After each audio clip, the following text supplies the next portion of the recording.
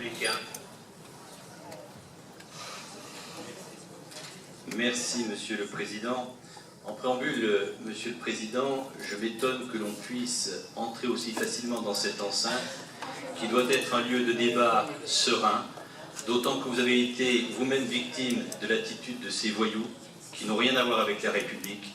Et bien évidemment, cette situation, je l'espère, est la dernière fois. On a déjà eu des situations antérieures qui posent un vrai problème et du public, et particulièrement aujourd'hui, et de l'ensemble des élus du Conseil de communauté. En préalable, Monsieur le Président, mes chers collègues, ce rapport sur la création de l'Institut français de civilisation musulmane porte à nos discussions pas seulement une demande de subvention, même si celle-ci est élevée, mais bien une réflexion sur notre vision de la République et de ses principes fondateurs. Cette réflexion est tout aussi particulière à Lyon, où par l'histoire de la ville, les liens entre les religions et le pouvoir politique ont toujours été forts. Il est donc habituel de voir les autorités religieuses se tourner vers les collectivités, et il n'est pas choquant que les représentants du culte musulman viennent partager leurs projets avec les représentants de la métropole.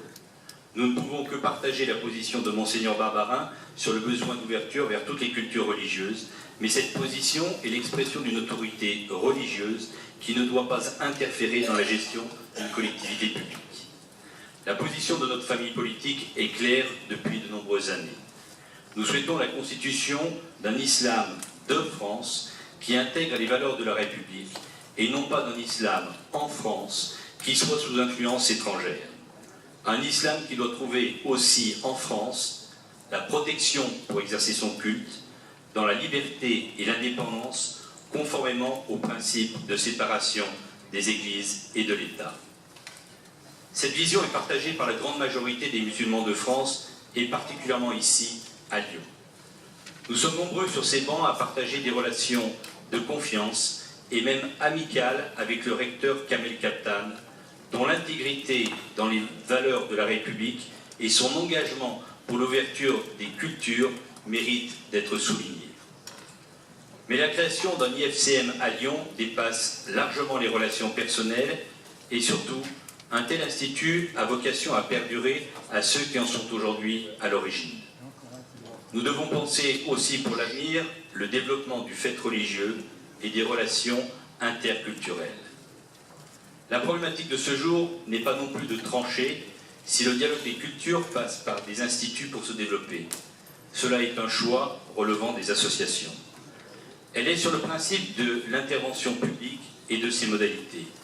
Sur ces choix qui relèvent de notre responsabilité, nous avons, Monsieur le Président, des doutes à exprimer sur deux points. D'une part, le financement de cet édifice culturel. C'est peu de dire que la délibération est succincte. Un montant total de 6 590 000 €, sans aucune précision sur les grandes masses de dépenses, ni même la date du chiffrage pour constater un budget à jour. La proposition de 1 million d'euros de soutien de la métropole est énoncée sans aucun élément d'explication sur le calcul de cette somme. Comment s'est fait le tour de table entre les collectivités?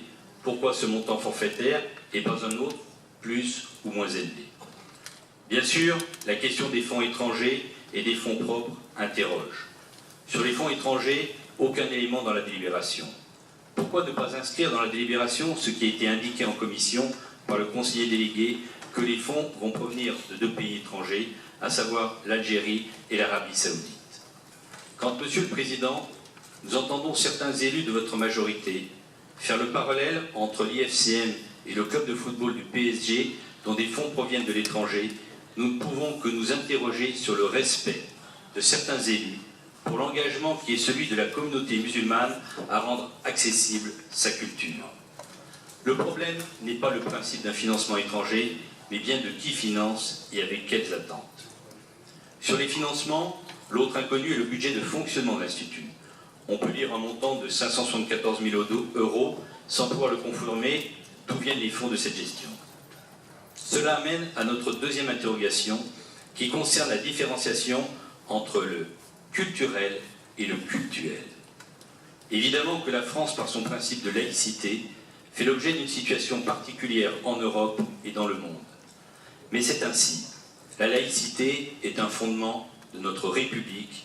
Ce n'est ni le lieu, ni le moment de tergiverser. Ne soyons pas non plus hypocrites à laisser penser que les collectivités ne se sont jamais essayées à financer des opérations dont le cultuel et le culturel apparaissent liés. De même, aujourd'hui, nous parlons d'un centre culturel musulman et personne ne peut nier que le lien avec la religion musulmane, dans le contexte national et international actuel, interpelle différemment les représentants politiques. La confusion entre le cultuel et le culturel est grandement entretenue par la situation géographique des sites. Oui, on sait que dès l'origine, un emplacement était réservé pour une autre construction qui pouvait être ce centre culturel. Et depuis la construction de la mosquée, les choses ont évolué et une opportunité qui semblait pertinente à l'époque ne l'est plus aujourd'hui.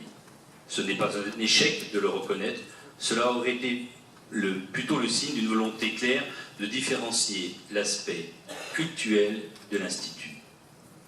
La confusion, c'est aussi les activités qui seront choisies par la gouvernance de l'Institut. On a appris depuis peu qu'il y aurait une nouvelle structure de la gouvernance, un conseil d'administration, un conseil d'orientation et de surveillance et un comité scientifique. Éléments qui n'existaient encore pas lundi dernier lors du vote par le conseil municipal de Lyon. On peut s'interroger sur la multiplication de ces instances qui étaient inconnues jusqu'alors et qui restent confuses dans leurs attributions respectives. Nous n'avons décidément pas la même vision de l'organisation des cultes et des associations culturelles associées. Il ne s'agit pas, Monsieur le Président, de soumettre une quelconque association au désirata de la métropole et de la ville de Lyon.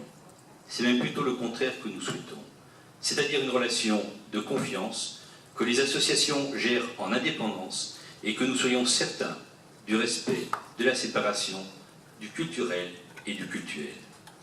Monsieur le Président, sur un sujet aussi fort qui touche au fondement même de la République, on espérait que vous engageriez un débat ouvert, transparent et apaisé. Vous auriez pu notamment évoquer ce dossier en conférence des présidents des groupes politiques pour connaître leurs interrogations et apporter des informations. Vous auriez même pu proposer aux représentants du projet de participer à une telle réunion pour qu'ils répondent eux-mêmes aux interrogations légitimes des élus. Quand le sujet vous intéresse, comme le déclassement des autoroutes A6, A7, vous savez organiser une réunion en 3 jours et mobiliser tous les services concernés. Ici, rien. Vous avez laissé M. Kepenikian venir un peu penaud dans une réunion de commission, dire qu'il n'avait pas tous les tenants et aboutissants des dossiers, mais qu'il fallait bien quelqu'un pour le rapporter. Car vous étiez engagé à le faire avec M. Kéral et Mercier, et que vous êtes le seul qui reste à ce jour. Pire que tout, vous avez transmis vendredi soir dans l'urgence un amendement pour apporter des compléments à votre délibération si mal écrite. Comment comprendre une telle désinvolture dans un dossier si important pour des milliers de nos concitoyens? C'est bien simple, Monsieur le Président, vous devez la transparence aux Grands Lyonnais. À la ville de Lyon, pas de problème, vous avez usé de votre autorité sur les élus socialistes et le vote est passé, même si pour certains qui ont parlé sous couvert d'anonymat, la pastille fut parfois difficile à avaler. Mais à la métropole, il faut vous assurer une majorité. Alors, vous avez daigné écouter nos remarques. Vous auriez été bien inspiré de retirer ce dossier pour engager un vrai dialogue entre les représentants de toutes les sensibilités politiques de notre Assemblée. Car nous n'acceptons pas cette méthode qui consiste à esquiver le débat démocratique.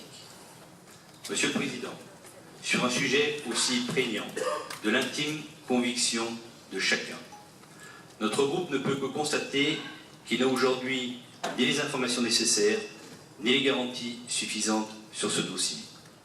Aussi, nous laisserons la liberté de vote au sein de notre groupe, qui majoritairement s'abstiendra. Je vous remercie.